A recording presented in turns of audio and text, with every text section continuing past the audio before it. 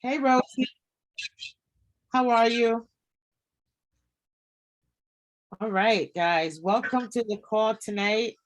Very excited to be here. I missed y'all last week because I did have to work, unfortunately. Well, fortunately, but it was unfortunate because I couldn't be on the call, which y'all know I love Friday nights, Thursday nights too.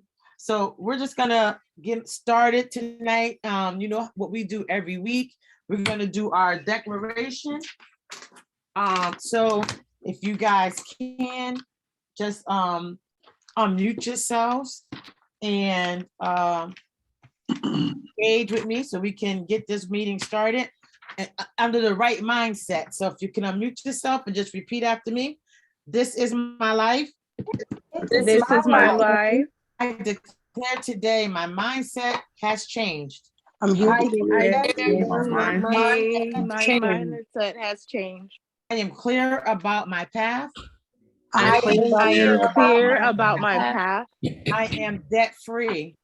I am debt free. I walk in the understanding of my finances. I walk in the understanding of my finances. I control my spending habits. I control my spending habits. I am not a consumer. I am not a consumer. I know this is my favorite part. I am an investor. I am an investor. My money works for me. My money works for me. All things are possible to me because I believe. All things are possible for me because I believe. I am financially sexy. I am financially sexy. And I won't give up. And I won't give up. All right, give yourselves a hand and thank you for engaging and participating in that with me. I just had to put that back because I read that every day when I sit here in my office. I make that a part of my mantra, along with my affirmations and things that I do in the process of changing my life. And I'm very grateful for this program because it has actually really changed my life, and it has my mind in a whole different space from where I was before. So I'm very, very grateful to the Debt Weapon program. And I just want to thank you all for being on the call tonight and spending this time with us. We know that we appreciate your time and we know it's important. So we want to make the best of it and make sure we give you the content that you need so the changes can affect you as well as it did for me, that's what we hope. So with that being said, Sabor, if you want to take over, if you want me to see if there's any new people on the call tonight, if you want to come on and just introduce yourself and say hello, we always welcome new individuals on the call. Going once, going twice. Hi, sorry. Yeah, I'm sorry. My name is Robin. I know I'm not on camera, so I apologize, but because I'm doing a couple of things while I'm on the call. But I'm new. Thank you, and Rosie invited me, so I'm very excited to join you guys. Thank you so much. Hey, Robin. Welcome. Hi, Robin. Thank you, and thank you for all coming out and introducing yourself. We don't care that you're not on camera. We just want you to hear it and listen, and hopefully you get some good content. And Robin is a excellent bookkeeper. She's my bookkeeper. Okay. Oh, great. Yeah. That's what we need. We need to start making sure we get everybody to have resources so we can all tap into each other. Absolutely. That is great news. Great to know. Is there anyone else that's new on the line tonight for the first? And my cousin is on, LC. I'm not sure if do you know how to unmute yourself? There's a little microphone at the very bottom of your left side of your screen. There you go. Now you can talk. Oh, I think something's wrong with your sound. Maybe the volume is not up. No, his microphone, I think. No. I think something's wrong with his microphone. I'll have to show you later how to sign in so that your mic works. But welcome. We can't hear you, but that's all right. Yeah. We can't hear you, but welcome. Welcome, LC, to the call. Rosie, maybe we can have him like log out and then log back in so he can connect. You want to have him do that, and you could call him maybe and walk him through that process? Okay, I'll call him. I'll call Yeah. you if you can hear me. Thank you. You guys can keep going. Yep, yep. Because we definitely would love to hear from him. So, If- Anybody else? Okay. All right, well, Sabor, I'm not gonna introduce you because pretty much everybody already know you. Robin doesn't, but this is Sabor Demary. He is the mentor, the teacher of the debt weapon program. He has accolades, just accolades after accolades. I don't have it in front of me. It's so many, I just can't remember, but I know he has over 29 properties. He has 4 LLCs. He does a broker business for mortgage notes. He is known as he's the broker man in that world for mortgage notes. And he provides us with a whole lot of information and a lot of good nuggets. So we're hoping to get more good information as he does every week. And I'm going to turn it over to you, Sabor. appreciate you. Hi, everybody. Evening. In the chat, I put like 4 questions that I received this week that people wanted me to reiterate, especially for our current members. And I just wanted to make sure that we're following these steps and understanding the steps that it takes to build generational wealth. I know that we deal with a lot of mindset changing and shifting. I always talk about my little Nicosia because I'm so proud of her. She don't have that tainted information that we had to grow up with and the things that we have to change in this program. Nicosia, I know you get mad when I put you on blast, but Nicosia has been in the program every bit of 3 months now, and she's paid off all her debts, and she's on her last debt. And she literally just did a balance transfer to pay off a amortized loan, and she's velocity banking that back. I'm sorry, Nicosia, you want to say something? I'm sorry, I love putting you on blast. Yes, you love putting me on the spot, but okay, yes. I paid off my final balance for the upgrade. I did a balance transfer to my Discover card. So my next time I get paid, I will just use my cash flow to just get that balance down for the balance transfer. And we talked about previously, for the people that's been on the calls before, ways of liquidating your credit card. And I know that some people didn't know with Discover and most cards, most of the credit cards too, if you're doing a balance transfer to pay off an amortized loan, you can actually just call them, or you can do it online and ask for convenient checks. Convenient checks are free. I like to call them because a lot of times with Discover, they have terms on your balance transfers, right? Give me 1 second here. I'm going to share my screen here. Sorry. Can y'all see my screen? Yes. Can you still see it? Yes. You can see the Discover page? Yes. So with the Discover, and under here, so another question that was under here, I'll go ahead and mention that one first, was how to do redeem your reward points. Me and some clients earlier today went through like Chase and Citi. They're kind of a little bit daunting to redeem your points, but what you want to redeem your points, you want to put it back towards your statement balance. That way, when you have to make your payment, it's not as much, you know? So I just want to make sure that we're doing that. You understand that part before I go on? So when you redeem your points, you want to make sure you earn the points. When you redeem them, you want to put it back towards your statement balance, okay? What I was saying though, with the balance transfers, under your card service, you can do a balance transfer.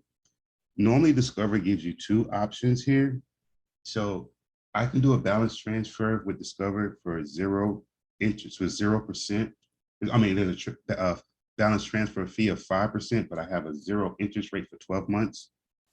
Or I can do a 3.99 for 15 months at the still same balance transfer fee. They used to be 3, they went up. So I can just basically click on this offer. I always do the 12 months, of course, is 0 interest. I know I'm going to have most of my stuff paid back within the year or less. So I can do a balance transfer here and go directly to my checking account. Now, In Nicosia situation, Nicosia was paying off an amortized loan, so she actually got a balance, a convenience check. Okay, you can actually call and get a convenience check. But the thing is, I like to call because they're going to ask you which option that you want of these two. So understanding and knowing your options instead of speaking to somebody on the phone, on the phone before you ask for your convenience check. I always tell people, go to your balance transfer, see what offers they're offering you. So you'll go in with the educated understanding of which one you want. You know what I'm saying? So in my situation, I always do the 0 for 12 months, but some people need the 15 at $399. So you know what you're doing when you get ready to go there. Of course, if you have a coach and you're doing balance transfer, talk to your coach so we can tell you which option is best for your situation. But again, the coach said she called, she got convenience checks. She got the convenience check. She did a balance transfer and paid off her upgrade card. And now she's going to Velocity Bank back her last debt. So proud of you, young lady. So proud of you. Thank you. Yeah. And I am hearing about you. I don't be on all your calls, but I am hearing about you all the time. Everybody's very proud of you. All right. So what I was saying is that next one is that how long they want to know, how do we calculate how long do it takes to pay off debt? Anybody want to try to answer that question for me in the group? How long does it take? Show away. Somebody said the volume is real low. I think it may be theirs because it's not low for me. Is it low for anyone else? Oh no, my volume is good. I asked them to just try turning theirs up. Okay. Omar, try to turn your volume up on your system there. So how do we calculate how long it's going to take to pay off a debt, right? So traditionally, say you have a $10,000 loan, you have a 16.99 interest rate, you have a monthly payment of $258, right? And it's a 5-year term. We all know is you're going to be paying $258 for 5 years, right? With our program, we're looking at it differently. We're looking at if I have a cash flow, we're looking at our cash flow number, okay? So if I have a cash flow of $2,000, I still have an outstanding balance of 10. I'm not worried about the interest rate, nor am I worried about the term. Does that make sense?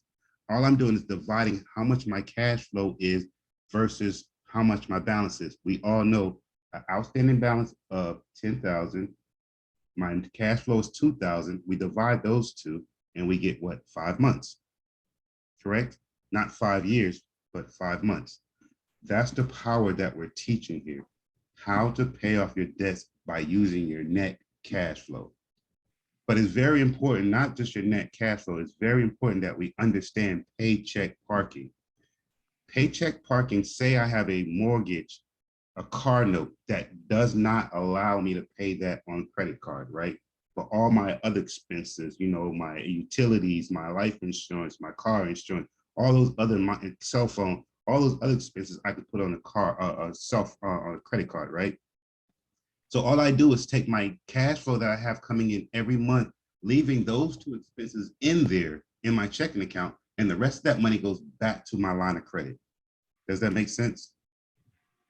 Now, by having all that money goes back to my credit card, it reduces my daily balance, meaning that I pay less every month in interest, even though those expenses are going to go up at the beginning or 15th of the month. You know what I'm saying? It's going to go up and down, but by me keep paycheck parking, I'm keeping my daily balance low. Okay.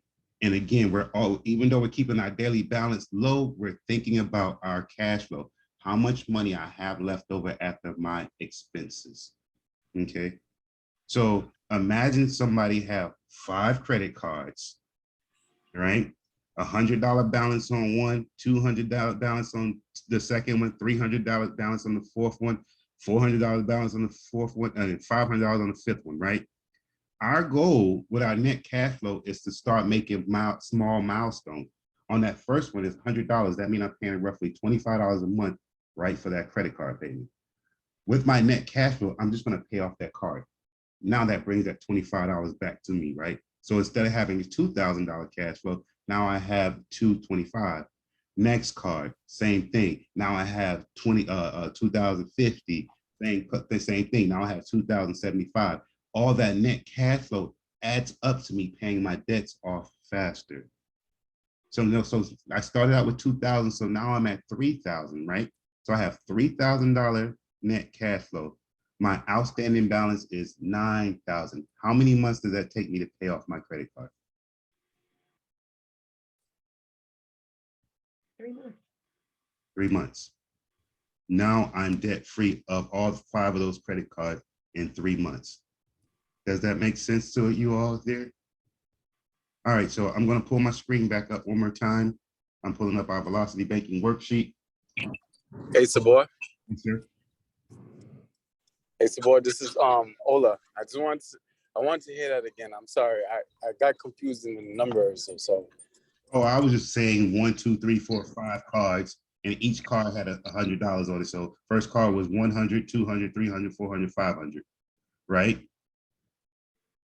All those cards roughly are going to be a $25 payment each month.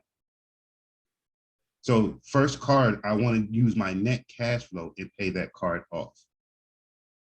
Second card, next month, use my net cash flow, pay that card off. All you're doing is every card you pay off, you're bringing that money that you're making that payment back into your household.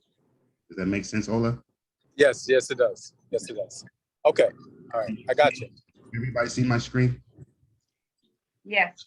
All right, so we have a car loan for 13,000. We have a interest rate of 15. I know most people in our group is not getting that anymore.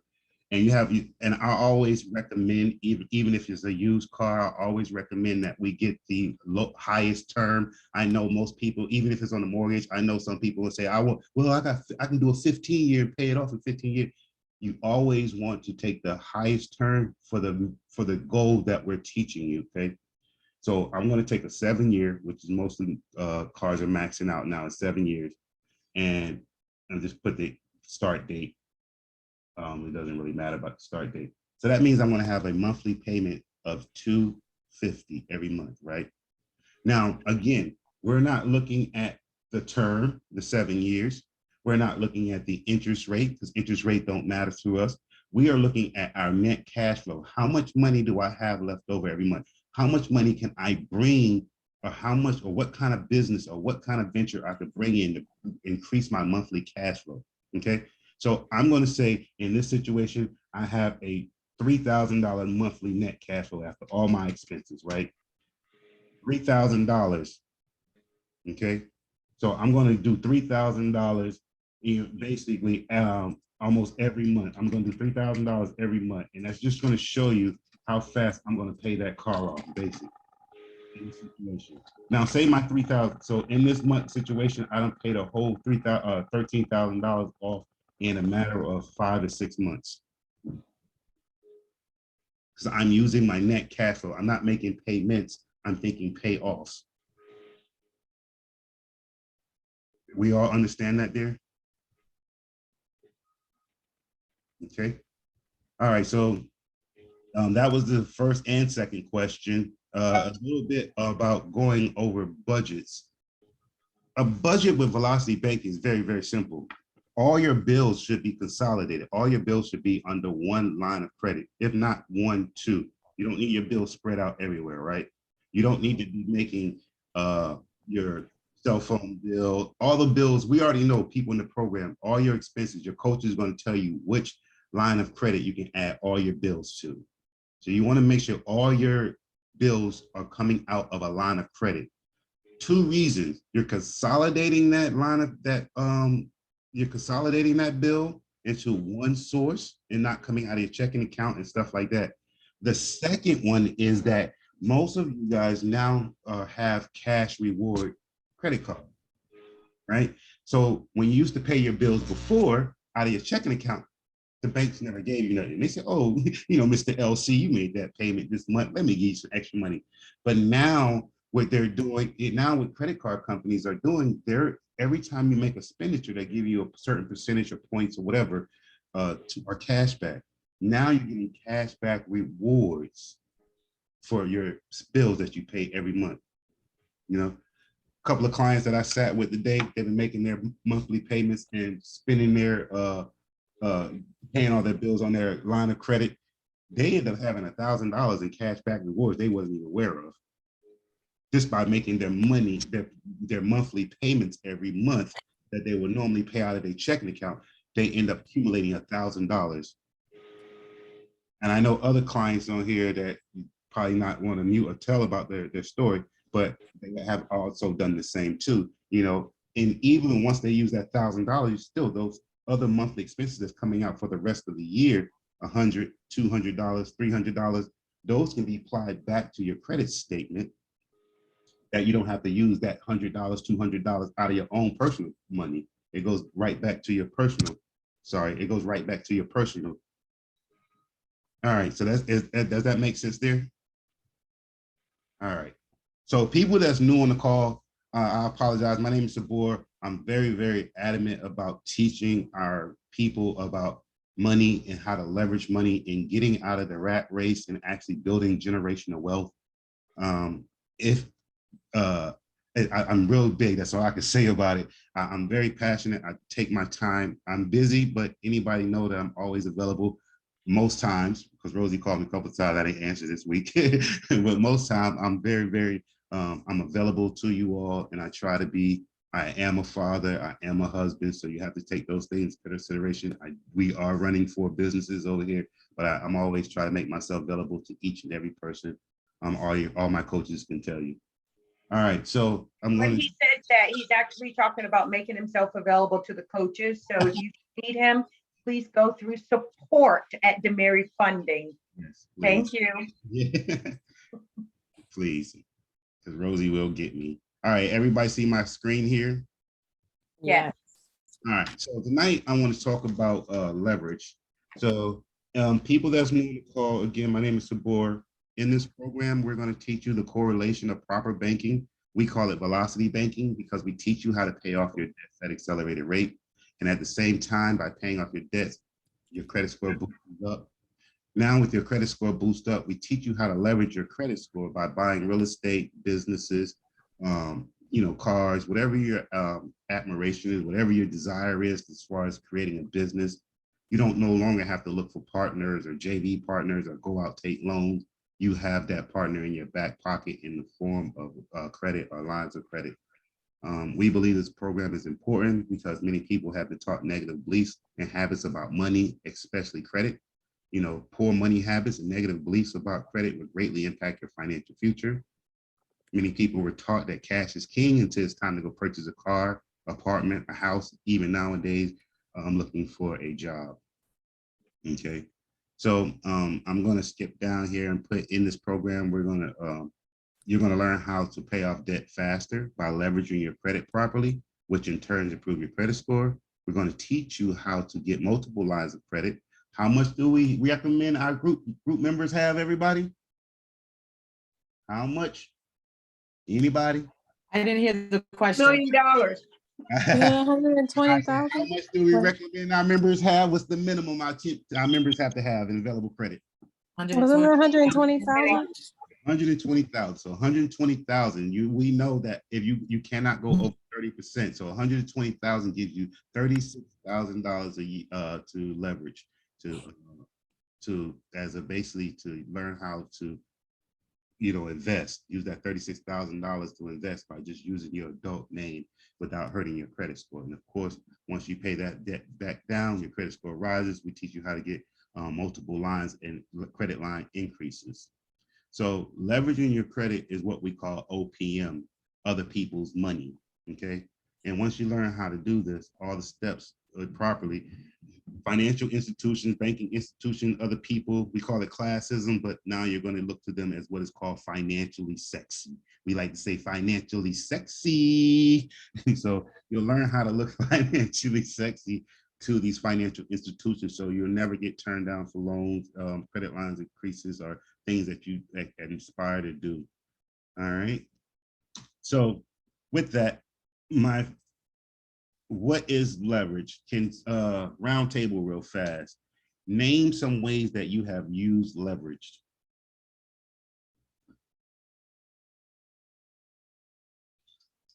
Anybody, everybody, round table. Name some ways that you have used leverage. Are you referring to just credit or anyway? Anyway, So just as an example, I leveraged my family when I was a single parent when I was working. So I needed somebody to keep my son. So I leveraged my family to get what I needed done. I mean, that's just an example, but that's fine. I appreciate that. Anybody else? Name some ways that you have used leverage. Someone said, Ed said he borrowed money to buy a duplex. Okay. Good one, Ed. Anybody else? I've leveraged my line of credit to pay down student loans. Anybody else? Just think about it. We all adults here. We've used leverage in some kind of way. We've bought houses. We've bought cars. We applied for apartments. We applied for credit cards. We applied. All those things are a form of leverage. But when people hear the way I use leverage, they think me as crazy. You're going to use what to pay what? Or are you going to go use your line of credit, go buy a car? Are you going to use your line of credit to pay for your kids' education? Because we're not taught how to actually use or leverage our credit wisely. You know,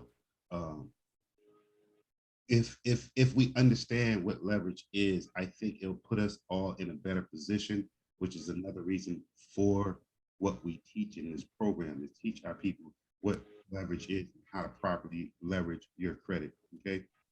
And the reason I put down at the bottom, the reason I asked that, because people with money do things that people without money tend to frown upon. You know, when I buy properties or when I do a rehab on a property, I don't use my money in my bank account. I take the money off of my line of credit. I'm using OPM. I'd rather pay the banks $250 and I'm making $1,000. I get that spread. I didn't use my money, but a lot of times people without money would think that it's being foolish or risky or whatever. But again, nothing happens in life without taking the proper risk that you need. Okay, so that's what I asked. What are some ways that you use leverage? And just think about it, y'all. Think very hard. You know, why am I scared right now?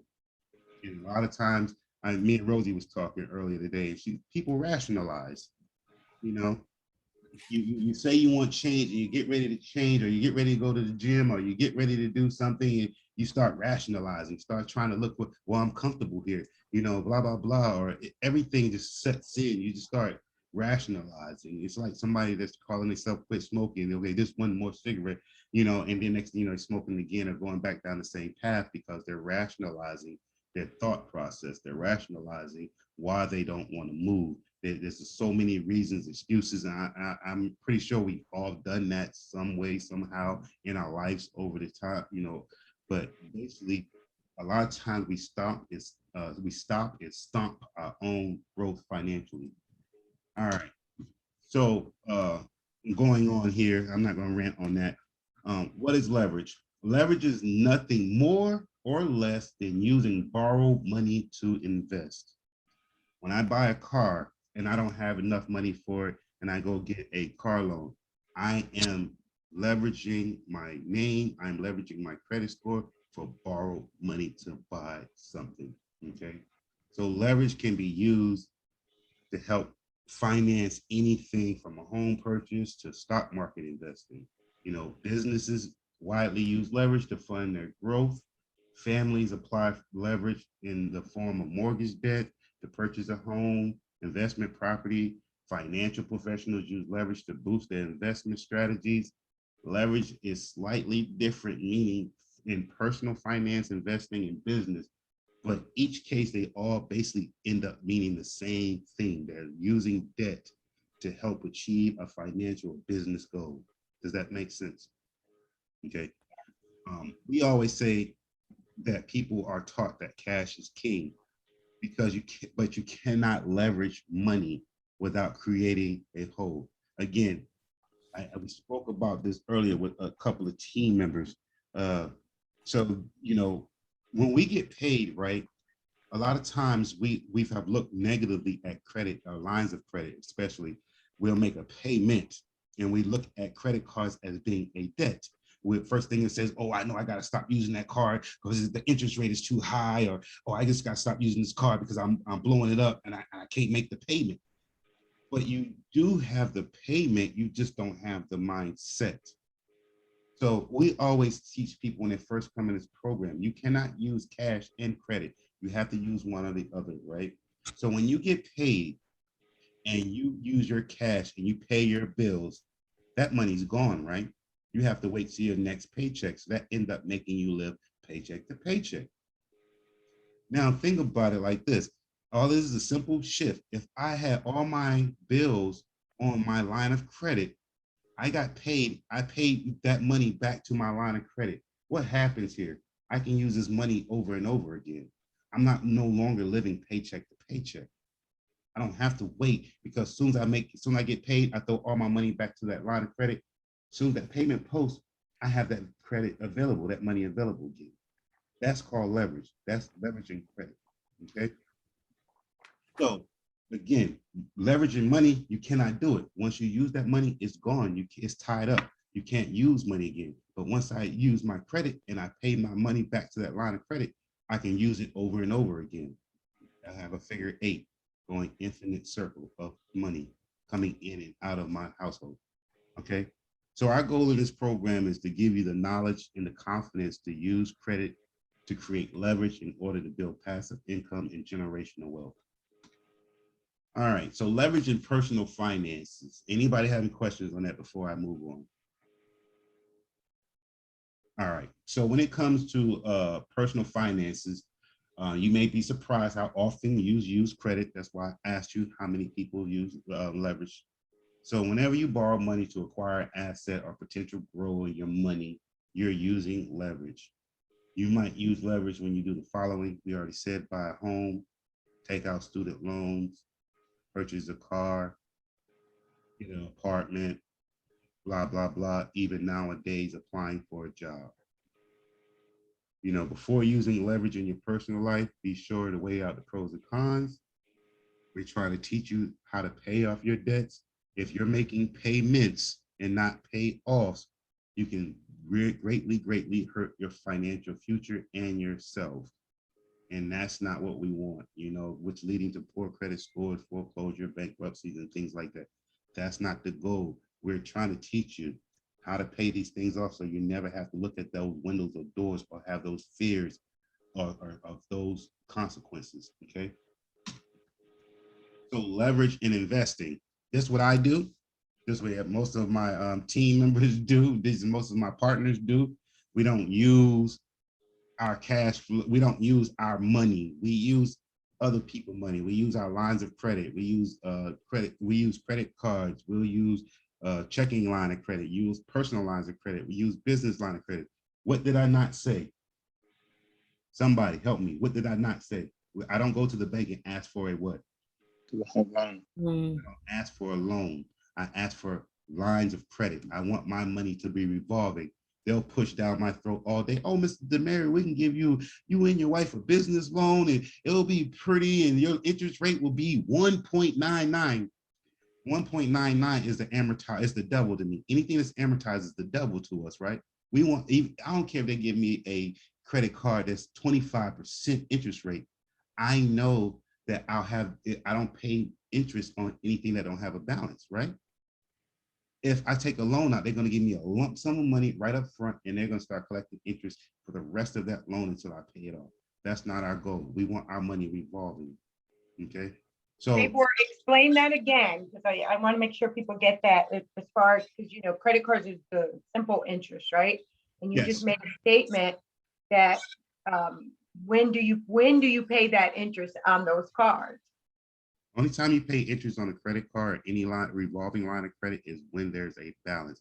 But the interest is so low.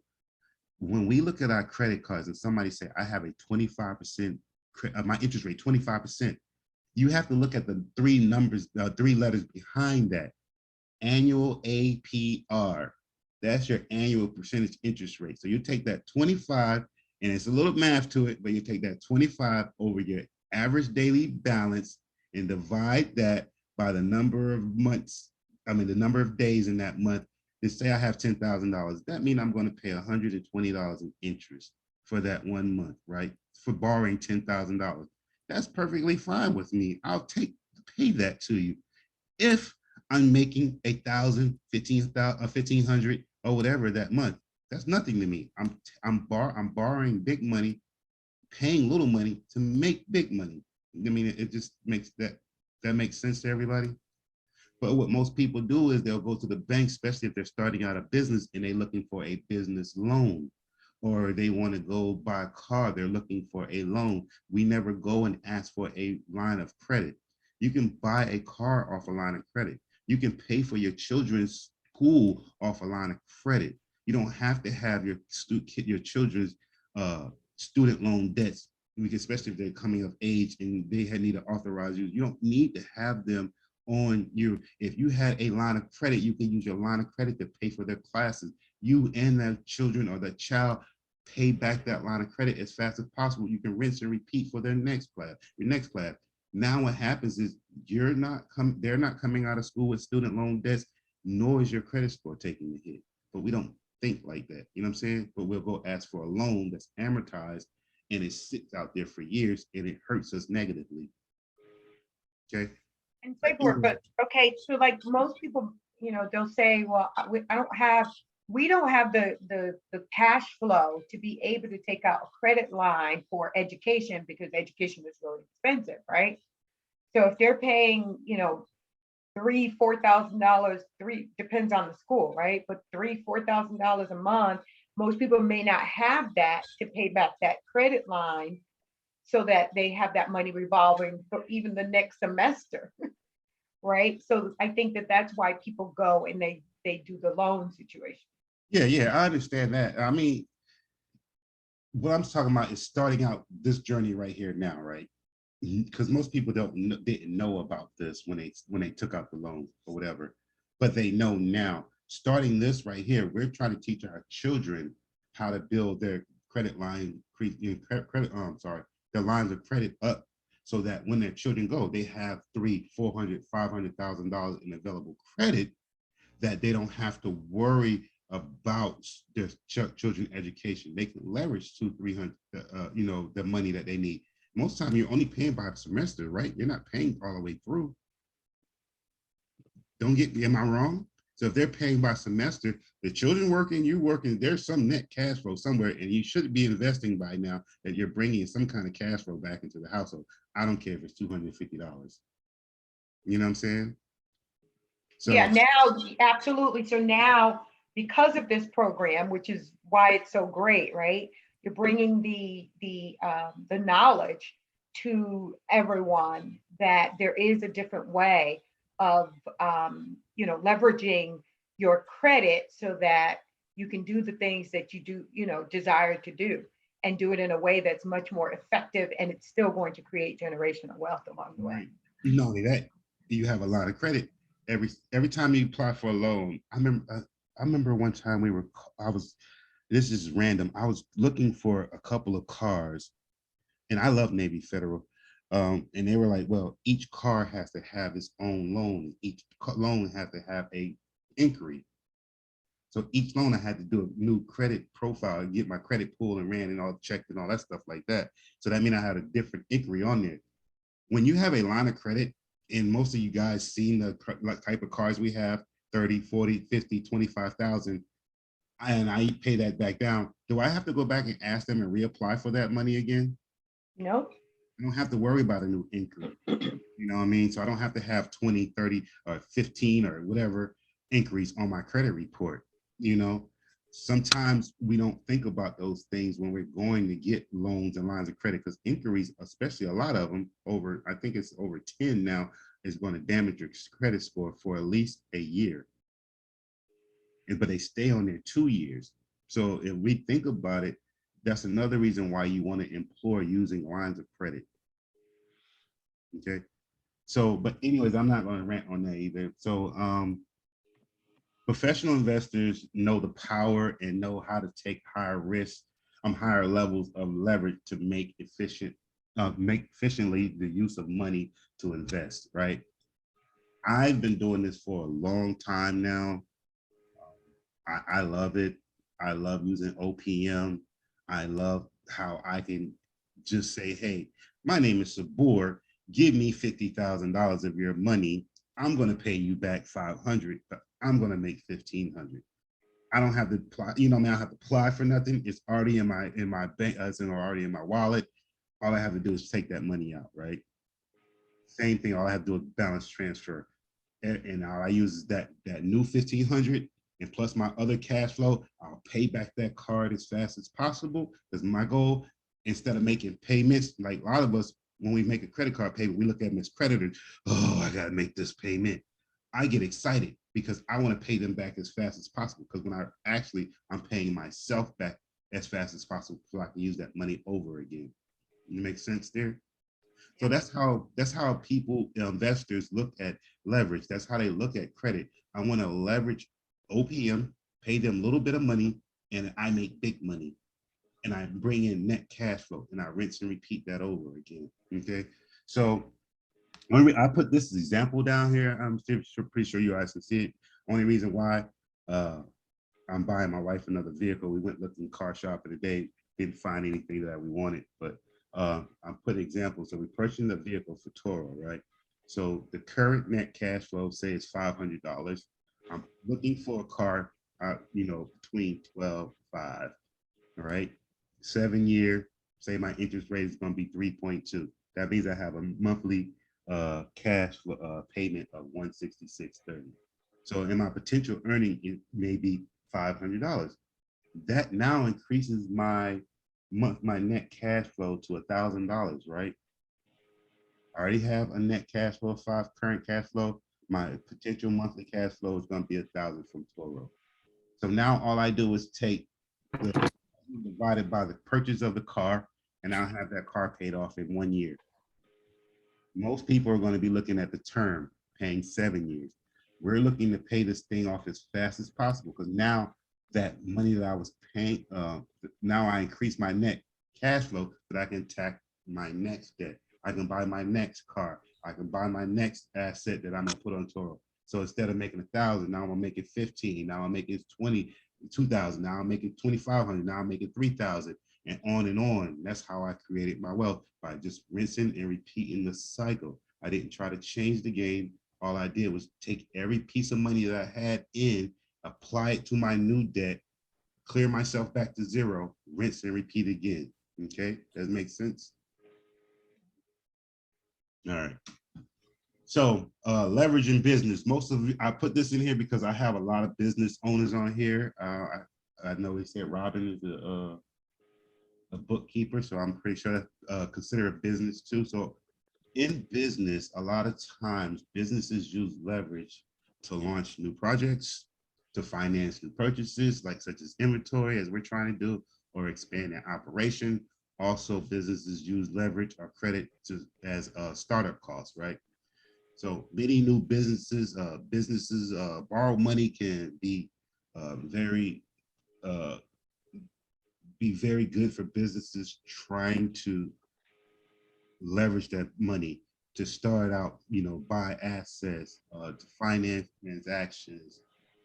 There's just a number of things that we can use leverage for in business, if you think about it, right? Now, again, I'm talking about lines of credit, meaning business checking lines of credit or business credit cards. I'm not talking about loans. We stay away from loans, okay?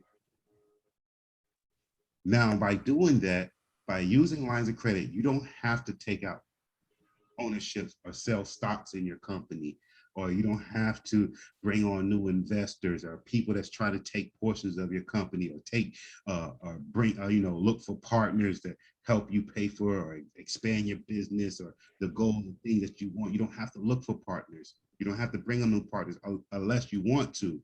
You know what I'm saying? Because your partner is your credit card. Your partner is your line of credit. Those are the people that you have in your back pocket that actually fund and help you grow your business. some people on here, small base business people, we have got business credit. They're using their business credit card to do their marketing on Facebook and Instagram. All they doing is velocity banking back those marketing fees from the money that they generate from those marketing campaigns. It's just that simple. That's how businesses use leverage. They use lines of credit. And again, that business didn't use none of their money to market their business. They use their business lines of credit, their business credit card. They paid for advertising. They paid for campaigns. They paid for marketing. And that marketing campaign actually brings in more money in that they use to pay down back down to their campaign, their lines of credit, so they can actually create new or better campaigns and grow their business that way. Okay. Does that make sense? Yeah. Saber, this is just a question in the chat about the $500 earning that you did with Toro, and someone with the initial E's asking a question, I guess for more clarity on what do you mean by potential earnings? Toro, you're basically renting out your vehicle, so you don't know what your earnings are going to be. You're looking on the higher end, lower end. I was just stuck in the middle. Toro people on the call, can somebody explain what your potential, like, I don't know if she on the call or not, she want to say it or not. She here? Michelle? The earnings is gonna go by what you have your car listed for, right? So how much you're going to get. So if you had your car listed, say $50 a day, and I'm just using that as an example, Toro is going to get a percentage of that, and then you're going to get the rest. And I can't remember the percentage number. I don't know if Michelle knows what that number is. It depends on your insurance. It's 70-30. It depends on your insurance that you take with them. But I mean, honestly, like my wife, she listened to Michelle. She was all excited. She gun ho. She went into Toro. She made $1,200 in 7 days. And her cars are rented out. So, you know, that's just 7 days. So you imagine for the next 23 days, what is she going to do? You know what I mean? So you don't know what your potential earnings going to be. The car's paid off. So she all it is just all income for her. It's not like she has expense on that. So that's what I mean by that, Ed.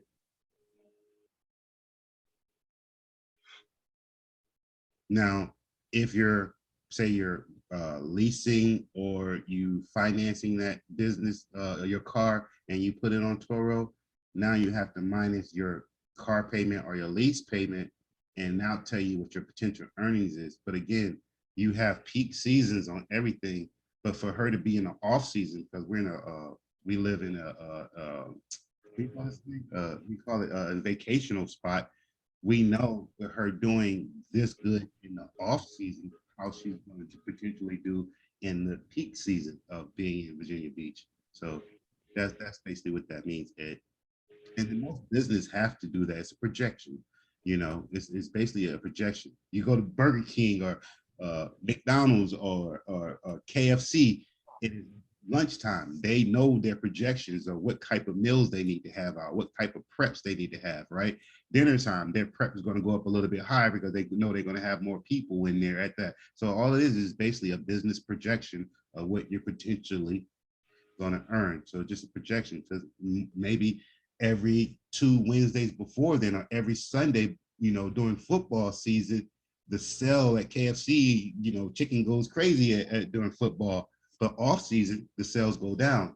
If I don't prepare that, if I'm not prepared and I don't potentially know my risk or know my numbers, then I make $300 worth of chicken and it all goes to waste. You know what I'm saying? So that's what it basically means, potential earnings, Ed. You just got to know your numbers. All right. I see you got it. I'll leave you alone. I'm not gonna beat you up. But that just goes for anybody. It's anything you want to be able to know what your numbers are, how to leverage your numbers, and just make sure your numbers make sense and what your potential earnings can be and will be. And that goes a lot of times by projecting, see what you have done previously, what other people have done, and a lot of times you can just narrow in there and figure out your numbers, projections that way.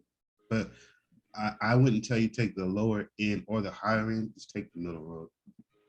All right, so what is over leveraged? So a lot of times, and this is very, very important for me, because right now, me and my wife is calculating, I literally have close to $210,000 out. I'm over leveraged using some of my cards, waiting for deals to close or to sell a mortgage note and bringing on new deals and stuff like that. So you have to make sure, but I'm not hurting because I have money. You know what I mean? Just that's my lines of credit. I still have my monthly net cash flow. So you want to make sure you ask yourself what is over leveraged, right? For somebody that don't have a monthly net cash flow, not negative, but very low, maybe $200, $500, right? And they're going to create maybe buy another car for Toro, or maybe invest in a startup or something. You want to make sure that your business, or you have enough that you're not over leveraged. Okay. And it's okay to be over leveraged if you have a plan. My plan, I already know how to do it. With mortgage notes, there's 4 exit strategies that I'm comfortable with. I know how to do.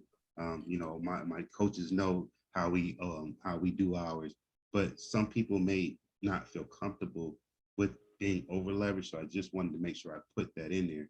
Okay. So a person or business is said to be over leveraged when it carries too much debt compared to the monthly operation cash flow or equity in the property or in your finances or in your business, right?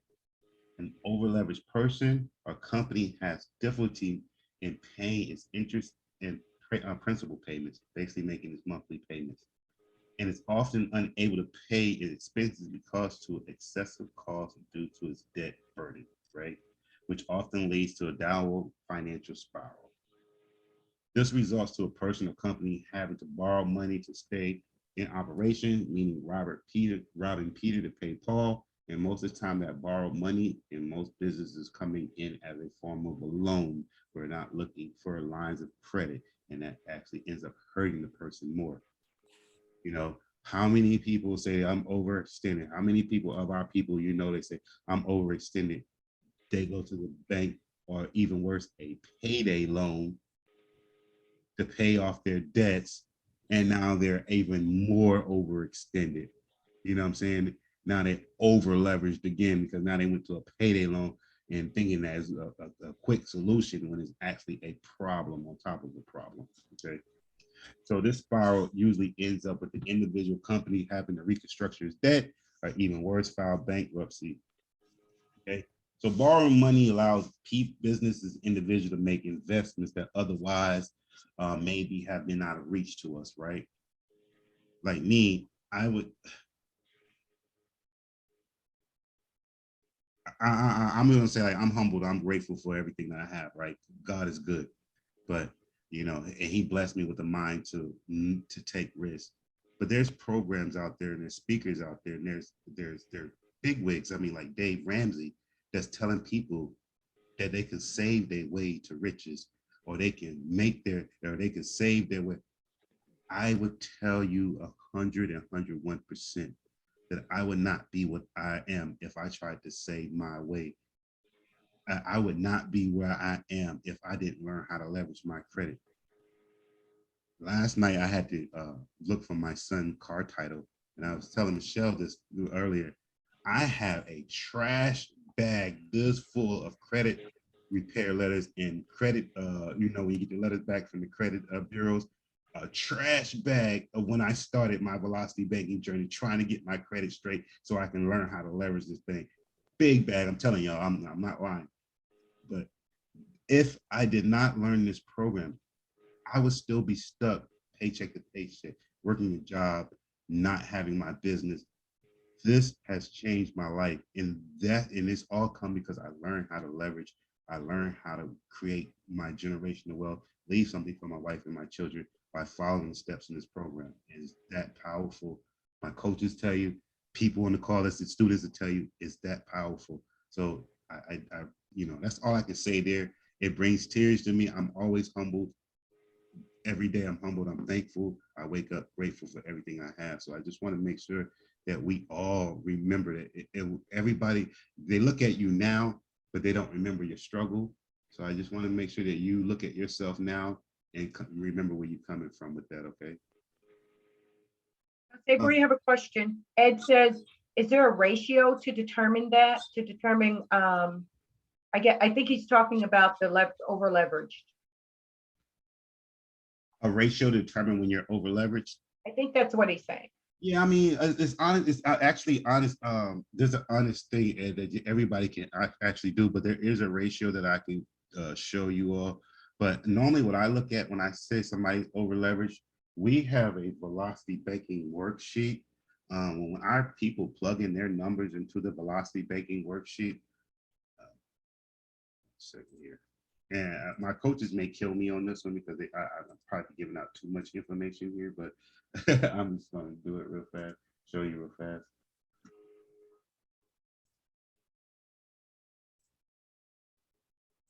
So in our velocity banking worksheet, can you see my screen, everybody? We're good? Yes. Okay, so make sure I got nobody with velocity banking worksheet. I think I pulled up somebody last time. So in our velocity banking worksheet, so what happens is when our people come in and we do this worksheet for them, so they'll put their source here. Just say my monthly income is 2,000 here. That's me. My wife's income is another 2,000. My investments bringing in 1,500. So all that goes on our cash flow worksheet right here, right? Show me my revenue. So if I go to my tab 3 and I add all my debts, and I'm just going to throw a number in here just to keep the program, keep the call going. I throw a debt in here,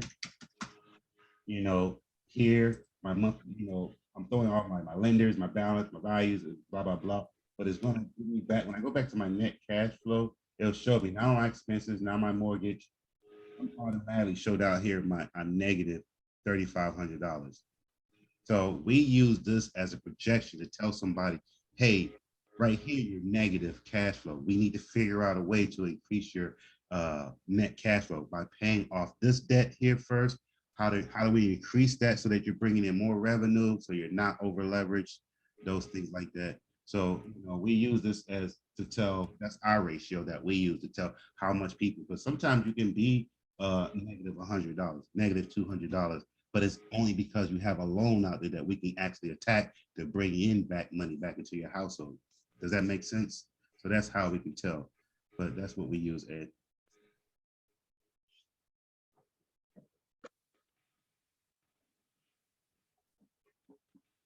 All right. So that's basically what over leverage is. I just wanted to make sure that we understand this. Okay. So anyways, that's why we want to make sure that you have a net cash flow. Your paycheck parking. Again, I don't not want you to make your payments by your cash flow. Oh, so boy, I got $2,000 left. I'm gonna drop that $2,000 on that monthly payment. No, we want to keep your daily balances down low too at the same time. Drop all your money down that you have left over. Your expenses will come back up. They'll drop it down. You're keeping your daily balance down, and what you end up doing is paying those loans, cars, whatever, off in within a year, sometimes less than 6 months. Brandon, he's one of our best people. He's one of our coaches. He paid his car off in 3 months. Nicosia, she's another person that's been here 3 months. She's been here in the program 3 months. She's paid all her debts off. So, Michelle and Telly too. They're living just off their debt. So many people in this program have actually just paid their debts off and just living now by their monthly expenses. So, and they don't have those outstanding debts lingering over them again. All right, so I'm going to end there. Rodney, welcome, man. Welcome, bro. I see you there. What's up? Hey, we miss you, bro. You be dropping in like a ghost on us, y'all. I'm in here cooking late. We had a business meeting today. Crazy with business, man. Like 222 is starting off beautiful. 2022 is starting off. Yes. All right. So last week, before we end, we only got a few moments left. Anybody have a question before we go on? Nobody got any questions? All right. So my coaches, even you, Danielle, I know you here somewhere. I'm about to start the question and answer session because I didn't get to it last week. Yeah. And if I went too fast tonight, please reach out to Rosie. It's at Rosie at DeMary Funding. You see her picture up on the screen right now. And she can definitely help you. You can also reach out to Renee or Danielle, or you can also reach out to support. We're trying to make sure that we push this information out to many people as possible. We're trying to create generational wealth. Not only that, teach people how to make passive income. With that, in the private Facebook group, we have a couple of deals on the table now. I already have 2 people that's going in. We need 25K a piece. Me personally, will be walking you through each step. We're going to have a weekly call. Make sure that everybody knows. Renee and Rosie already know. I do not take anybody money. Your money goes directly to to the title company to make sure everybody's secured. And I don't want nobody to say anything bad, associate my name with it. But I just want to teach people how to start creating generational wealth, passive income. But you're not going at it alone. You will have partners, so we all will be equal at risk with this deal right here. If you're interested, let me know. You can even DM Rosie. Send Rosie a message. She'll let me know, or Renee. Renee is one of the partners on the deal, so probably want to go with the Renee on this one. And I can show you the property address, the comps, the returns that we're looking at. I think it was 25 in Renee, 33 back in 3 months. Yeah. And so each person received their initial investment back plus $33,000 on top of their initial investment in 3 months. So that's still with the numbers that we're looking at here. All right. Anybody have any questions before we go on here?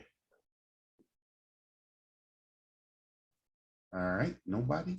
All right, questions. So the questions is going to be $25 per question. We're not doing the number 1 or number 2 anymore because Michelle and Raquel kept taking all the money last year. So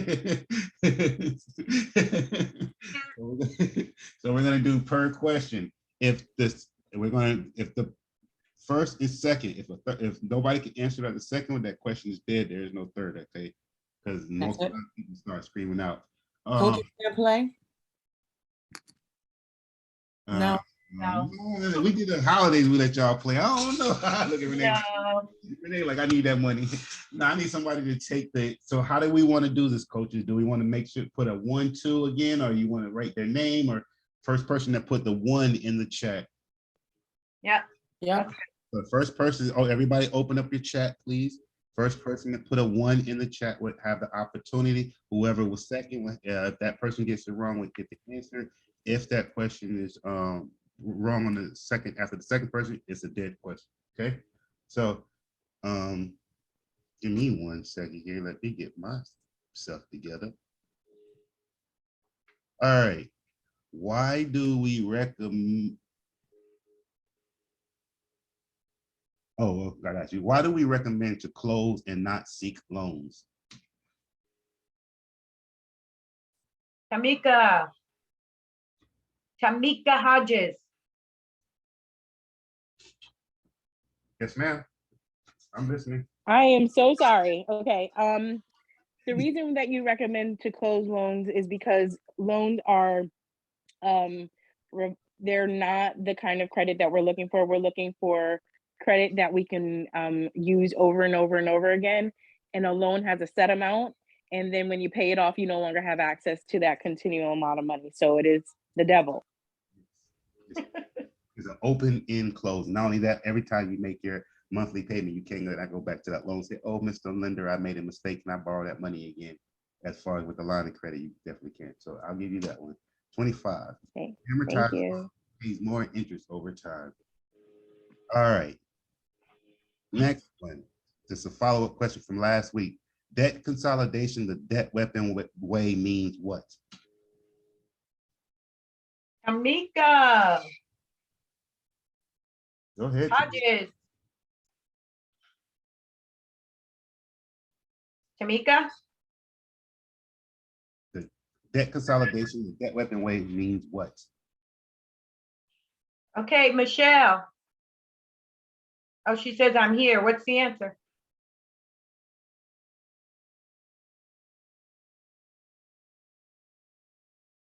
Michelle, what's next? Oh, she said, I can't talk personal line of credit. No. Oh, no, that's not right. That's not right. Michelle, Go ahead, Michelle. I kind of don't understand the question. I thought I knew the answer, but then I didn't understand the question. When your coaches tell you to consolidate your debts when you first come in, what does that mean? Put it on your line of credit. Move all your debts over to your line of credit. Yo, that's not, that was pretty close though. Yeah, I gave it to her. I did what I said. Line of credit. I gave it to her. Move all your debts over to your line of credit. Move all your debts. But I did say personal line of credit. That's wrong. Personal. It's all right. I'm sorry. At all. I definitely did not hear you answer at all. I thought they said you. No, I just typed it in. I typed it in. I said I can't talk personal line of credit. That's what I said. He did But say it's that. okay. All right. It's okay. Can't talk a personal line of credit.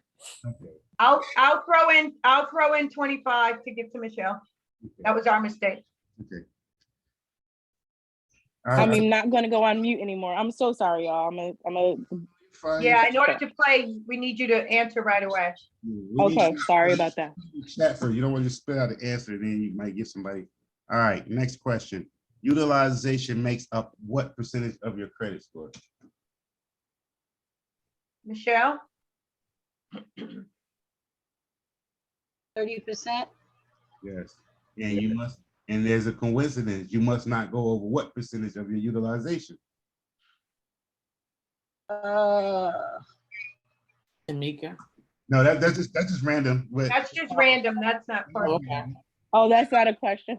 Don't be throwing one in, Sabor. if you think about it, utilization makes up 30% of your credit score. At the same time, you're not supposed to use over 30% of your available credit. So that's the way I always remember it when people ask me. It's just something to think about. Utilization makes up 30. I can't even use 30. You know what I mean? If I use over 30. All right. So improving your blank ratio is the fastest way to boost your credit score. Everybody should know this one.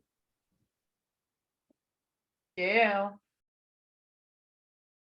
You go with that crazy stuff again. Come in 2022. Go ahead, Michelle. Utilization. Yes. By lowering your utilization, how much? So utilization, for those that don't know, means how much credit you have available versus how much you're using. If I have $10,000 and I'm using 9,000, I'm at 9,000 utilization. Same 10,000. If I'm using 2,500, I'm at 25% of my utilization. Of the two, the 9,000 is going to hurt my credit score. If I pay it down to that 2,500, it actually increases my credit score. So anytime you use over 30% of all your credit, not just the credit card. I know some people think it's just one credit score. You want to calculate all your available credits versus how much you're using. And I tell you, and most times you can look on Credit Karma or whatever your credit platform you're using, tell you what your utilization is, how much, but basic utilization means usage. Okay. So Michelle, another, yeah, man, she's coming in 2022 with the crazy. So yes, utilization is the fastest way to boost your credit score. All right. Statement date means what? Michelle. Hell. She better have the highest credit score out here, Statement date is when the credit card company reports your usage, I don't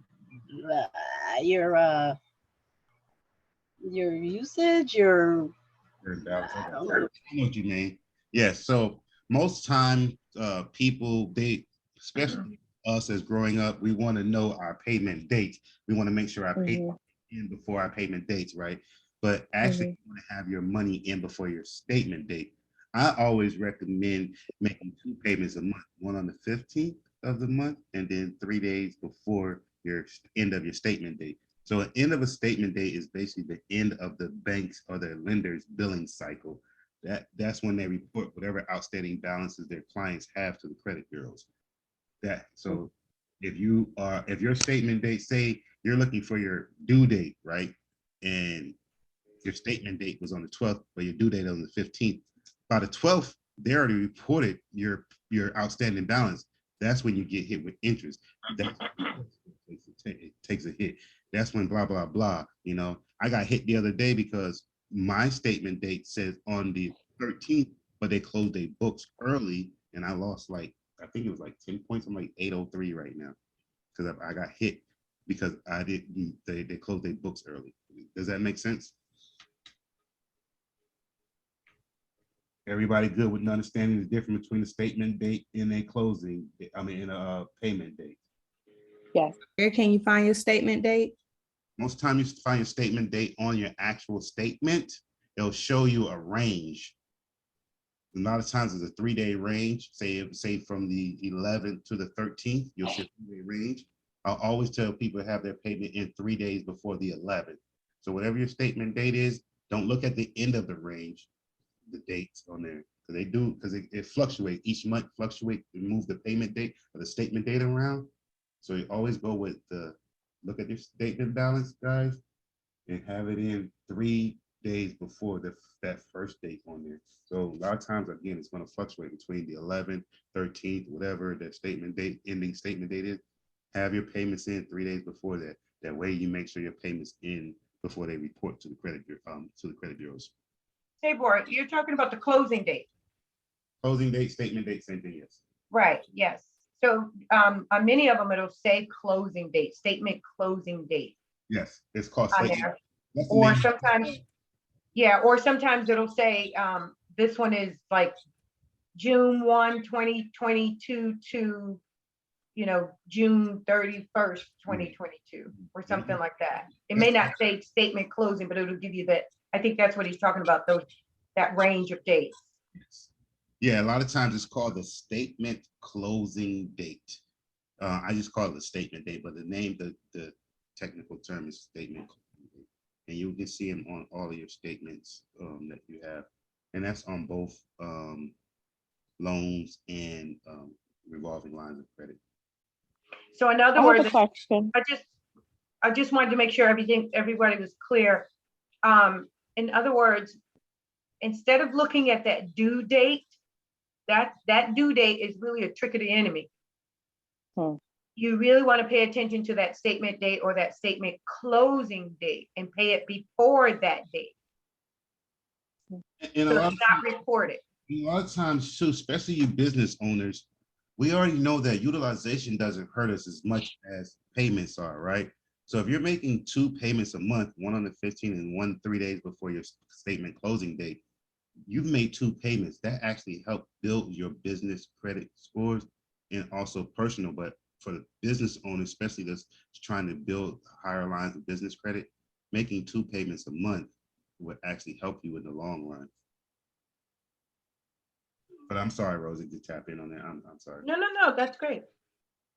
I have a question to ask. Mhm. I'm looking at my statement date, or it says billing cycle or billing period, and it's saying it's the 27th to the 27th. But then it says that my payment due date is like the 21st, which would be within the statement date. You would suggest that I make it 3 days before the due date? So your statement, so hold on. So your statement date, right? It's the previous month that you're seeing there. Your due Right. date is probably 20 to 25. Shoot. God dang. I had to cut. Go ahead, somebody explain it, because that was one of the questions on here.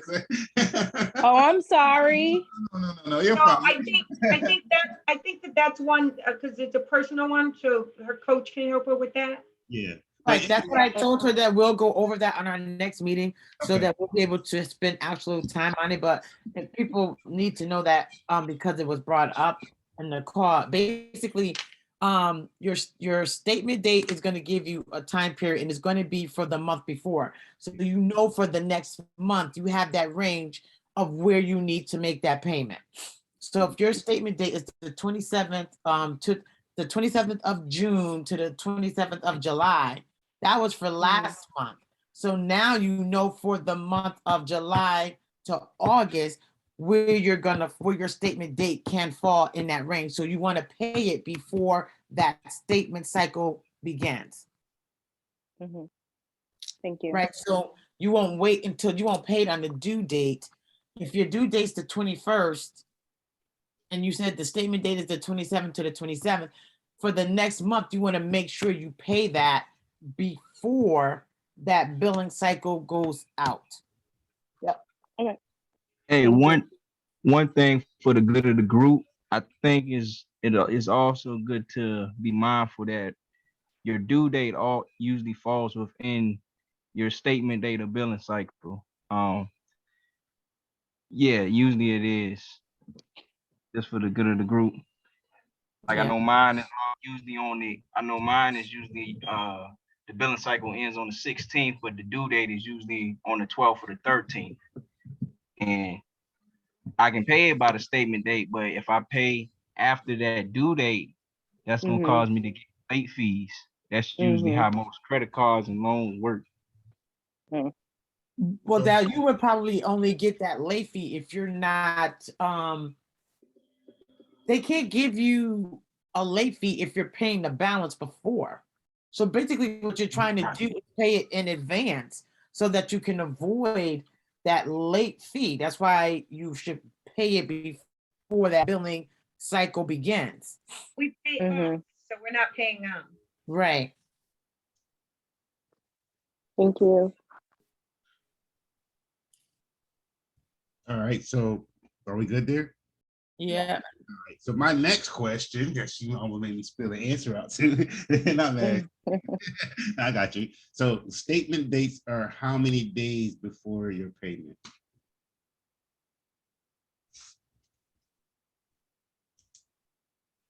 Michelle. You get all the money. 30 days? No, almost close. Close but no dice. Terrence. Terrence, I'm not even 20 familiar. days. He said 20 days. 20 to 25 days. I just put it around. 20 to 25 days is correct. That's the range. 20 to 25 days. That's Terrence. I don't know who that is. I don't either. Terrence, do we have a way to pay you? Do you have a PayPal account or something, bro? Or whoever that was on there? Just send it to Rosie. Your email address. So I'll put my email in. if you have a PayPal account, so we can send you. We send everything through PayPal. And if you have not gotten, I know we just ran across that we had somebody that did not receive their money after a question and answer session, and it was like a month or 2 months later. Please let Rosie know because I want to make sure you get paid. I'm like, wait, what? Why they not tell me? I think what it is that when we send it to your email PayPal request that you approve it, if you don't approve it, it goes back into the bucket, and we wasn't even aware of it. So we end up sending it twice, Rosie. Yeah. This is Three Terrence. times. Can everybody hear me? Hey, Yeah. Greetings, all. Greetings. I guess allow me to reintroduce myself. I was brought into the cast by Rochelle and Armando. I'm here in Palmdale, California, and when we purchased our home, that's when I met those beautiful folks, and they opened up some things that they were doing to my wife and myself. And we logged in one time when we first got here, but as y'all probably know, we were just moving into the area. Our son is a footballer, so we kind of just was overcome by getting into a new area, getting into a new house, getting into a new high school football program and stuff like that. So we finally feel as though we're somewhat settled, and we will be, we hope to be routine members of the program. So here's my reintroduction, if you will. Appreciate you. So how you liking the new home, man? What's the size of it? Tell us about it. Brag a little bit for us. So it didn't feel like bragging at first because we're military members where I just retired from the military and my wife is currently still in the military.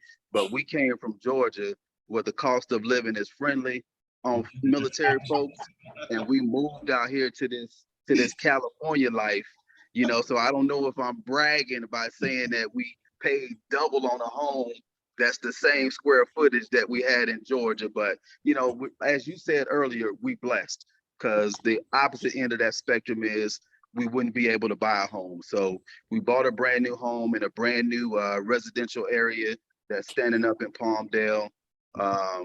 It's about 2,700 square feet. We went from a home that was about $300,000 for 3,000 square feet to 2,700 square feet and a $600,000 home. So, you know, we still getting used to this Cali life. You know, we Southern folks, so, you know, so seeing these gas prices and home prices changes, it took us about 6 months to get our wits about us and get into the flow of how things are here. But again, as you stated, we've been blessed. Armando and Rochelle, they were so helpful in helping us settle into our home, helping us out with things in our home. So we've also been blessed just to meet them, to be open up to this avenue that we have now. So I appreciate the time. Yeah. Definitely wouldn't bring none of my cars over there. That gas price is crazy over there right now. Hey, Terrence, what's the difference in gas prices from Georgia and Cali? $2.20. So you're close to about $7 for a gallon. Yeah, so in Georgia, where we were stationed at, we were stationed in a little small town called Valdosta, Georgia, and we were paying about $2.20, $2.30, and out here we're paying about an average of $4.70. Wow. And everything here is a commute as well, so it's not just solely that you go up in gas price. So since I retired, I'm going to culinary school now, and that's a 100-mile round trip every day. So, and I drive a Jeep. So yeah, y'all pray for it, brother.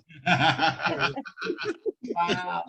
So after you finish school, are you looking to open a business or go into a restaurant, or what's your fashion there? What are your goals? So 5-year plan, if you will, is that my wife and I will go back to Florida, Tampa, which is my hometown, and open up a business there. But we want our son to finish high school, because as y'all can imagine with a military life, every 2 years he's in a different school. So we've already said that we're going to stay here and allow him to experience the full high school experience in one school. So I'll just figure it out. I have to do an externship in a restaurant for 2 months anyway. And if I'm enjoying what I'm doing, I'll kind of just do that until I figure out what I want to do temporarily in the Cali location. Yeah, well, I'm a military brat too. We were speaking about that earlier, man. Me and some another coach. We have to remember, some people are stuck, never left Georgia. Some people never left Florida. Some people never left Connecticut. Some people never left. So at least your son is able to go around and meet new people, see new things, and been around the world. So he just got to be able to take his the things that you've been able to give him.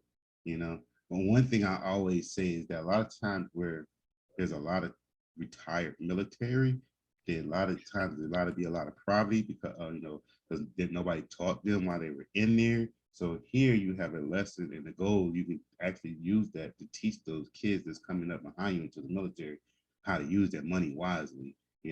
I teach my son-in-law, who is a state trooper. He was in the Navy. Marines, and he's trying to teach his people that's coming behind him. He goes back and try to teach the same thing that I teach them on the military base, because nobody taught them these things.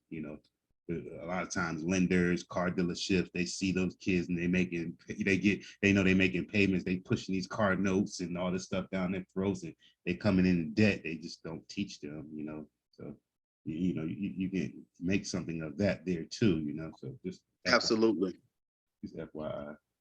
Well, we just want to say thank y'all. We appreciate being able to log in. We appreciate everything that's being done.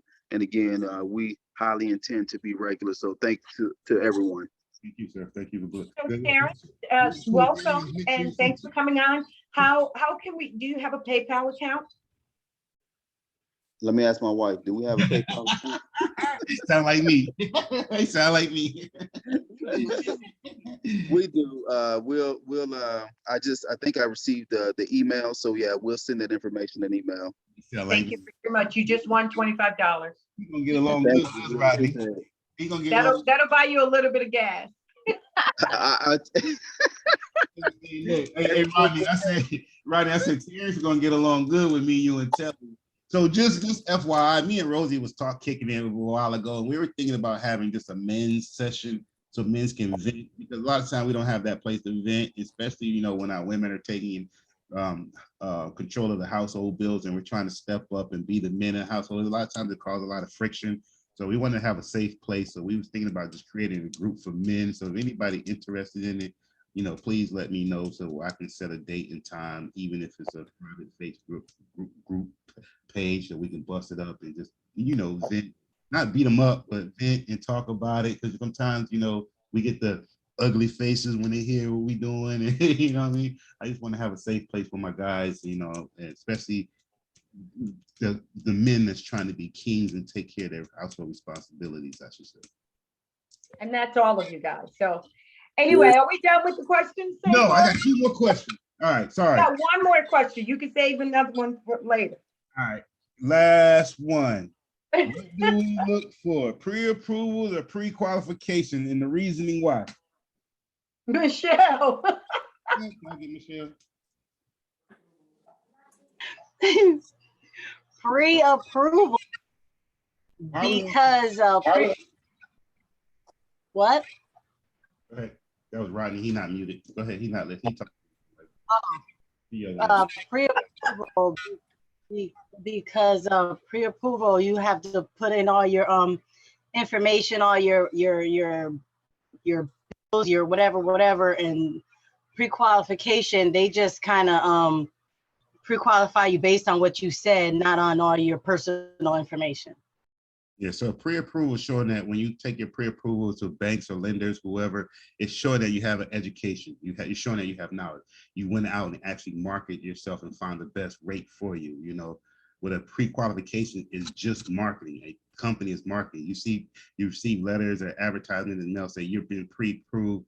It's really mean you're pre-qualifying. You haven't went through the whole process of getting approved. And then a lot of times it comes with a yes or a no. A lot of times they can change the interest rates and stuff like that. With the pre-approval, your interest rates are stuck, those type of things. Everything is set in stone and your numbers. I get a pre-approval for a house. I know my numbers, how much I can have, which kind of house I should look for. I get a pre-approval with the car. I know my interest rate. I know what type of vehicle I can buy in the price range, those type of things. So that's why we want to look for pre-approval. We don't go blindly no more, go to a car dealership, right, guys?